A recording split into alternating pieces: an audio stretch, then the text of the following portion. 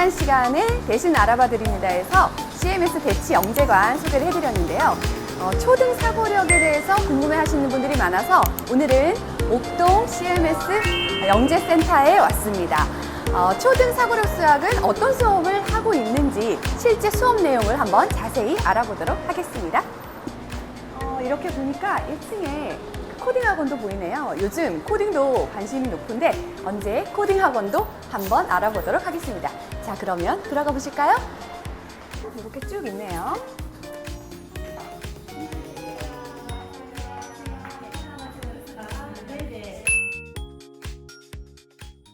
안녕하세요, 원장님. 안녕하세요. 네, 반갑습니다. 오늘은 그 초등 사고력 수학 실제에 대한 이야기를 좀 나눠보려고 하는데요. 많은 자료와 함께 알려주시면 감사하겠습니다. 네.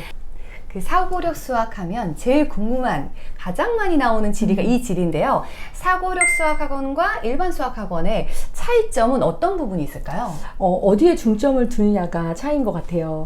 일반 수학학원이라고 하면은 보통 교과 수학 진도에 초점을 맞춰서 진행 속도나 커리큘럼이 나누어진다고 본다면 사고력 학원은 원리를 탐구하고 스스로 발견하는 학습에 초점이 더 맞춰져 있는 것 같아요. 네. 탐구형 학습을 하는 방법은 굉장히 다양한데 저희 CMS 사고력 수학은 친구들이 호기심을 가질 만한 500여 개의 테마 중심으로 수업을 진행을 합니다. 생각을 확장할 수 있도록 이끄는 발문을 친구들과 함께 토론해 보기도 하고 선생님과 함께 토론하면서 사고력을 키우는 거예요. 그런 점이 아마 타 학원과 큰 차이인 것 같아요. 대상은 7세부터 초등 전학년을 대상으로 하고요. 단계마다 탐구한 내용은 다음 테마와 연결되어 있는 이런 나선형 확장학습으로 수업이 구성되어 있습니다. 예를 들어서 원에 관한 테마 수업에서는 원의 정의와 특징을 주제로 탐구를 합니다.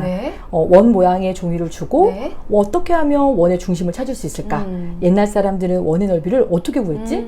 동그란 모양이 아니라 달걀 모양은 어떻게 그려야 되고 넓이나 둘레를 구할 수 있을까? 원주율은 왜 중요하지? 어떻게 구하는 거지? 이러한 것들은 아이들이 탐구하게 됩니다. 커리큘럼이 가장 궁금하실 것 같아요. 저도 그렇고요. 그래서 초등 커리큘럼 한번 설명해 주시면 좋겠습니다. 사고력 과정은 크게 7세부터 시작하는 생각하는 IG, 그리고 프리 Y, Y 세 개의 커리큘럼이 있습니다. 생각하는 IG는 V, O, N, K 네 개의 레벨로 구성되어 있어요. CMS 사고력을 시작하는 단계인 만큼 아이들 눈높이에 맞춘 즐거운 수학 동화, 스토리텔링 형식으로 학습의 호기심을 채우고 놀이와 활동을 통해 생각하고 협업하면서 수업을 진행합니다. 프리와이는 A, R, C, H, E, S 아르케스 6단계로 되어 있어요. 생활 속 주제를 활용해서 좀 친근감 있게 아이들이 수학의 소재를 접할 수 있게도 해주고 생각을 나누고 게임과 퍼즐을 좀 심도 있는 내용과 연결지어서 재미있게 수업을 할 수 있도록 구성되어 있습니다. Y단계는 사고력 심화 확장 단계라고 보시면 돼요. 개념활동 아니면 사고실험 이런 것 등을 통해서 문제 해결의 원리를 스스로 찾고 탐구한 내용을 토론하고 발표하면서 수학적 의사소통 능력도 함께 향상될 수 있는 단계입니다. 한계 레벨은 3개월 동안 이수를 해요. 그리고 CMS 사고력은 무학년제이기 때문에 입학고사를 통해서 레벨이 결정됩니다. 이제 초등에 말씀해 주신 크게 3단계 이렇게 했는데 마지막 그 Y단계에서 배우는 개념들이요. 중학교나 고등학교 교과 개념까지도 배우게 되는지 또 제일 마지막 레벨에 어디 끝까지를 배우는지 궁금합니다. 네, 중고등학교 교과 개념들도 물론 사고력 수학으로 해서 원리를 탐구하고 이해할 수 있게 합니다. 그런데 이런 중고등 수학 개념을 이렇게 전달하는 형식이 아니라 아이들이 자연스럽게 생각하고 그 생각들을 연결해서 상위 개념으로 이어질 수 있도록 하는 거거든요. 아무래도 저도 이제 수업을 진행했던 이런 수업하는 사람이다 보니까 아이들의 질문을 통해서 이런 것들을 좀 많이 느끼는데 제가 Y 9레벨에서 기둥과 풀이라는 주제로 아이들과 수업을 진행한 적이 있었어요. 이 주제는 초등 6학년 교과 과정에서도 똑같이 다루게 되는 내용인데요. 교과 과정에서는 밑면과 옆면의 모서리가 수직인 직각 기둥의 형태만을 배우거든요. 근데 CMS 사고력에서는 이걸 어떻게 하느냐? 평면 도형을 평행 이동시킨 자취를 아이들이 그려가면서 도형을 탐구를 해요. 아이들이 스스로 기둥이 가질 수 있는 특징을 생각해 보게끔 하는 겁니다. 이런 활동을 하다 보면은 아이들이 질문을 정말 많이 해요. 평행이동이 무엇인지를 이제 단순하게 그냥 그리면서 이해하는 것에 그치지 않고 네. 선생님 이거 똑바로 올려야지만이 평행이동이에요? 아니면 기울어져서 비스듬하게 올라가도 네. 되나요? 네. 뭐 이렇게 많은 질문들을 하게 되고 뭐 어떤 한 친구가 그러면 비스듬하게 올라가다가 꼬아져서 올라가는 것도 기둥의 형태가 될 수 있어요? 네. 이렇게 질문을 하더라고요. 제가 이 질문을 받고 얼마나 뿌듯했는지 몰라요. 네. 뭐 세상에는 직각 기둥만 있는 게 아니야. 네. 다양한 형태의 기둥들이 있어 라고 선생님이 직접 말하지 않았음에도 불구하고 아이들은 스스로가 기둥의 특징에 대해서 네. 생각하고 평행 이동에 대한 확장적 사고를 할 수 있었던 거죠. 네. 그리고 기둥뿐만 아니라 뭐 뿔이나 뿔대 아니면은 정육면체를 여러 개의 뿔로 나누어 보면서 입체 도형에 관한 어려운 개념들을 탐구하는 것까지도 이렇게 사고력 수학에서 하게 됩니다. 네. 아이들이 이렇게 궁금한 점을 해결하다 보면은 이게 중등이나 고등학교 교과 과정에 나오는 개념들까지도 스스로 이해할 수 있게 되는 거죠. 네. 이렇게 이제 점점 답을 듣다 보니까 아이들 스스로 답을 찾아가는 학습을 하는구나라는 생각이 사실 들었어요.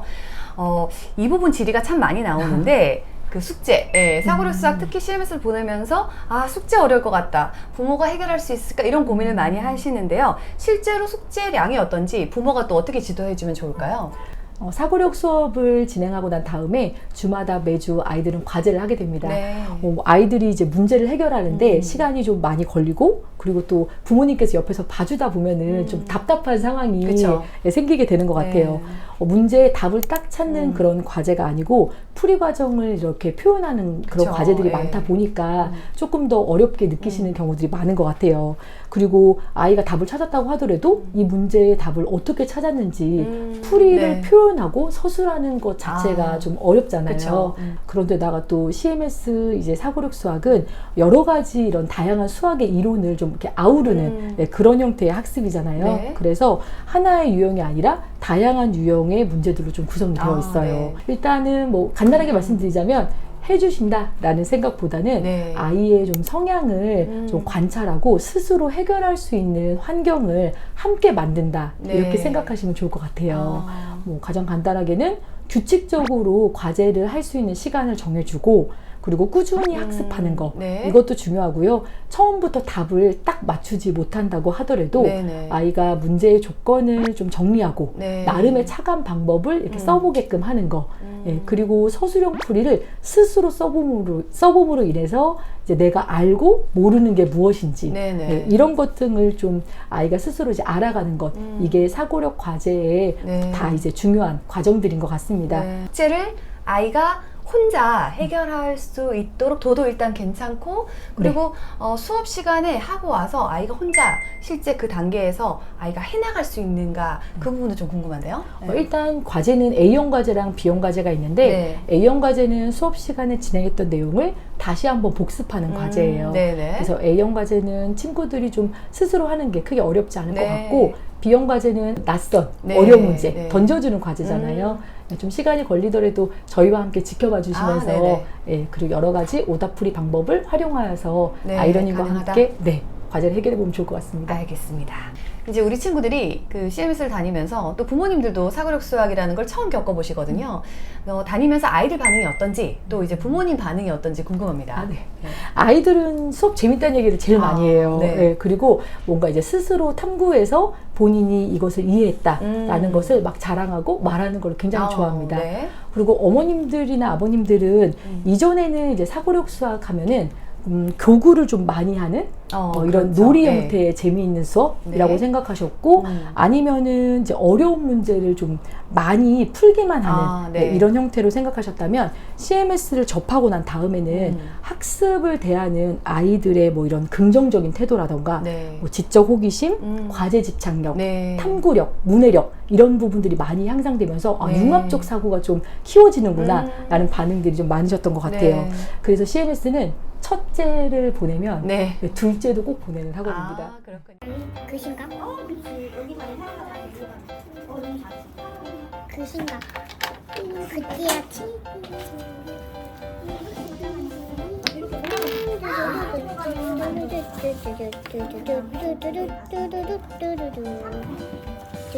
근데 딱 약간 이거 재밌는데? 선생님 다시 9페이지까지 이거 하면 4나 어떻게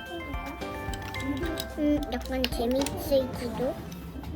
자, 이제 마지막 질의가 되겠는데요. 오랜 기간 실제로 수업도 해오셨잖아요. 하면서 아이들도 이제 많이 봐오시면서 사고력 수학을 부모님들이 어떻게 이해하면 좋을지 사고력 수학의 가치에 대한 이야기를 마무리 멘트로 해주시면 좋을 것 같습니다. CMS는 아이들이 주인인 수업인 것 같아요. 그리고 이렇게 CMS에서 사고력 수업을 하면서 사고가 유연해진다고 할까? 그런 것들을 많이 느끼게 됩니다. 뭐 아이들이 자신이 스스로 탐구한 내용을 발표해보고 그리고 다른 친구들이 발표한 내용을 들으면서 자기의 지식으로 좀 흡수하는 느낌을 받았어요. 그래서 수학을 잘하는 친구도 좋아하지만 어려워하는 친구들도 모두 이 사고력 CMS 수업을 좀 접해봤으면 하는 게 바람입니다. 대칭 전략으로서 어떻게 대칭을 했는데? 1에 3이요. 두 개가 더요. 두 개 가져가? 두 개 가져가면 대칭돼? 저거 가운데 5번. 그렇지. 5번을 가져가면 대칭. 이렇게 해서 대칭해서 다시 한번 하는 거 찾아보도록 할게요. 하나 띄워놓고 시작합니다. 나부터 할게요. 가위바위보에서 잠시만 먼저 오시면 돼요. 선수할 때 이기는지 우수할 때